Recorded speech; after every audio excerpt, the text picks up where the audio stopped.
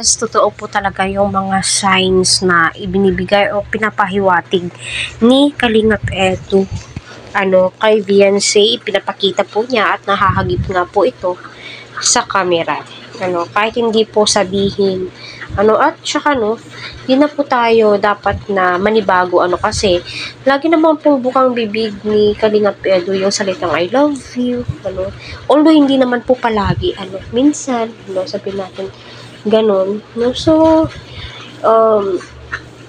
normal na lamang po siguro yun sa kanila, pero, kapag sila ay naging isa, become one, ay my God, dyan na po natin malalaman, at alam naman po nating lahat, good example po, si Viancy, kasi nga po, kita nyo naman po yung mga kapatid niya, diba?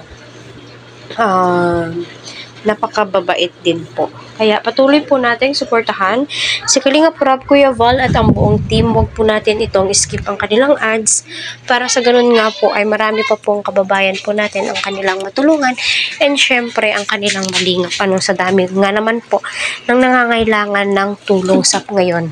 So yun na nga po, kahit saan ay andoon si Edu, palaging inaalalayan si Viancy, so, grabe, kung love team lang po yan, di po yan basta-basta sasamahan ni Kalingap Edu itong si Viancy, diba? Kasi alam nyo, si Edu, good Samaritan po yan, busy din po yan sa pag-i-scout, sa kanyang pagla-live, may beneficiary po yan. Pero alam nyo ba, na naglalaan si Edu ng oras para kay Viancy, para iparamdam kay Viancy na importante siya, mahalaga siya, mahal niya ito, effort na po siya.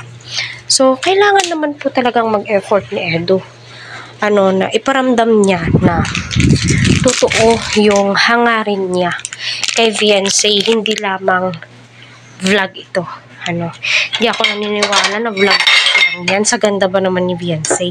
At napaka-matured po ni Viancy mag-isip. Siya yung ideal girlfriend na ba? Kumbaga.